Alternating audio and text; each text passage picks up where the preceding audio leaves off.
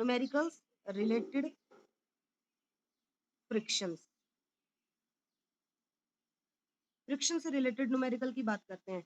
जैसे मैं एक बात करती हूँ, ए स्टूडेंट, क्वेश्चन है यहाँ पे हमारा, a student is pulling a load up an inclined plane. Inclined plane. What are the forces the student has to overcome? आपके पास मैं डायग्राम भी बना देती हूँ इसमें।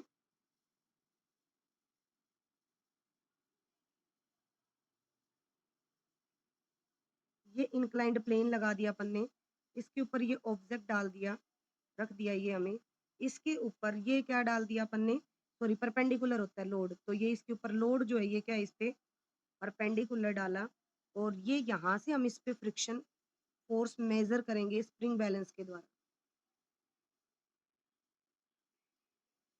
स्प्रिंग बैलेंस है ये। तो ये कह रहा है एक स्टूडेंट है, वो एक लोड जो है इंक्लाइंड प्लेन के ऊपर खींच रहा है, तो उसके ऊपर स्टूडेंट को कौन कौन से फोर्स जो है यहाँ पे कम करने पड़ रहे हैं। एक तो बेटा इसको खींचने के लिए, एक तो देखो ये नीचे की तरफ जा रहा है, तो ये मोशन है, तो इसके अपोजिशन में कौन सा मिलेगा आपको, फ्रिक्शन फोर्स। तो फर्स्ट तो इसका आंसर होगा फ्रिक्शन फोर्स। दूसरा ये ऑब्जेक्ट नीचे जा रहा है, तो नीचे अर्थ भी तो इसको खींच रही है, तो वो कौन सा फोर्स हो गया, दूसरा ग्रेविटेशनल फोर्स। ये दो फोर्स यहाँ पे एक्ट कर रहे हैं। अब मैं आपको इससे रिलेटेड एक न्यूमेरिकल भी करवाती हूँ। जैसे न्यूमेरिकल्स की हम बात करते हैं, हमारे पास क्वेश्चन है,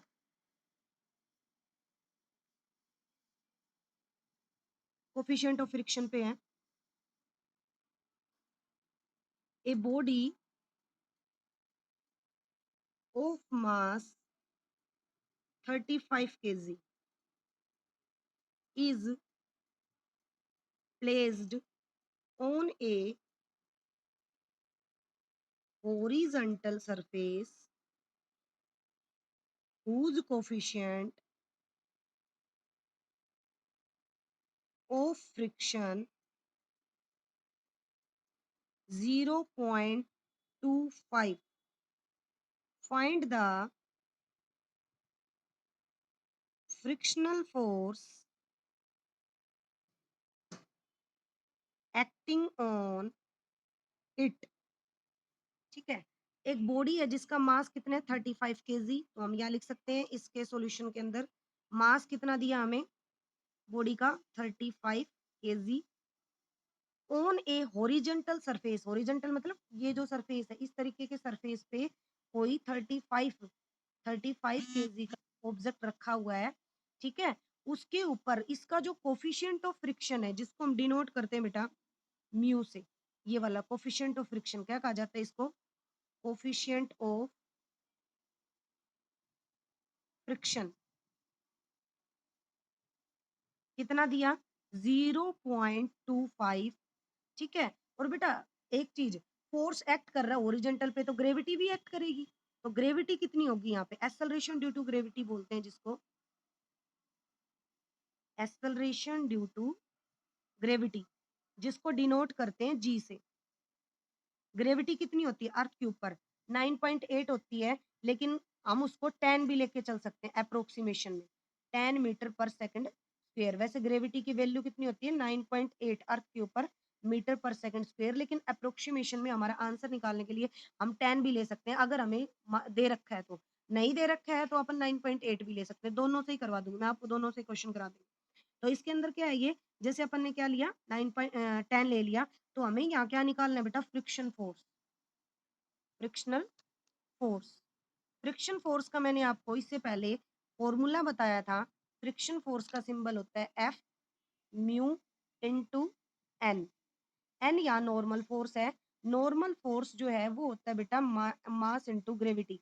फोर्स हम चैप्टर पढ़ चुके हैं जिसके अंदर फोर्स किसके इक्वल होता है, मास इनटू ग्रेविटी, तो ये वैल्यू हम यहाँ पे रख देंगे। नेक्स्ट केस में हमारा होगा म्यू एम इनटू जी।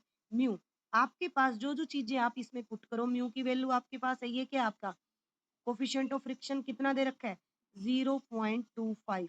मास कितना है अपना 35 kg, ठीक है, और ग्रेविटी कितनी है 10। ये जो 0.25 है, नेक्स्ट स्टेप में इसकी जगह हम कितना लिख सकते हैं नीचे 100, इसका पॉइंट हटाने के लिए मल्टीप्लाई 35 और इनटू 10। 25 को इससे कट करो 4 पे जाएगा, 4 से इसको कट करो 2, ये 5 पे, और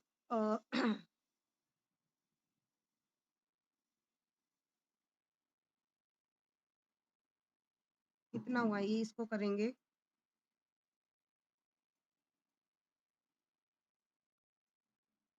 0.25 ही था ना ये,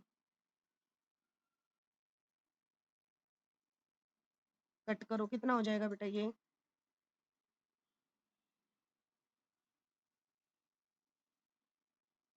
अपॉन 2। इसको हम डिवाइड कर देंगे, डिवाइड करने पे कितना आएगा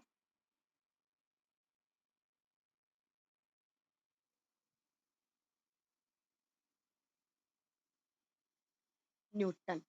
इसको 2 से डिवाइड करेंगे, 2 8 जा 16, 1 बचा, 1 और 5 2 7 जा 14, फिर 1 बचा, पॉइंट गए 2 5 जा 10, कितना हो गया 87.5 न्यूटन। ठीक है, तो ये हमारा क्या आ गया फ्रिक्शनल फोर्स आ गया। क्या आ गया ये हमारा frictional force. Is it clear? ऐसे ही एक और क्वेश्चन जो है इसी से रिलेटेड करवाते हैं, जिसमें थोड़ा सा अलग से टॉपिक दे रखा है।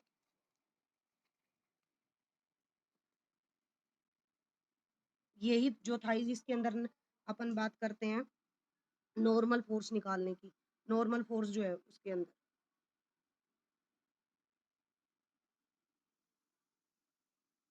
a heavy box of man 30 kg is placed on a horizontal surface. Find normal reaction if acceleration due to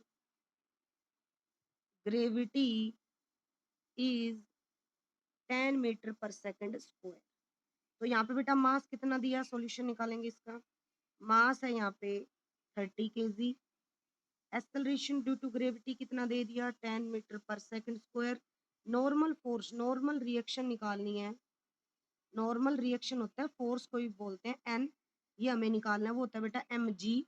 direct M लिखो 30, जी कितना है 10, कितना आया 300, और फोर्स की यूनिट क्या होती है न्यूटन। तो नॉर्मल रिएक्शन हमारा कितना मिलेगा 300 न्यूटन। ये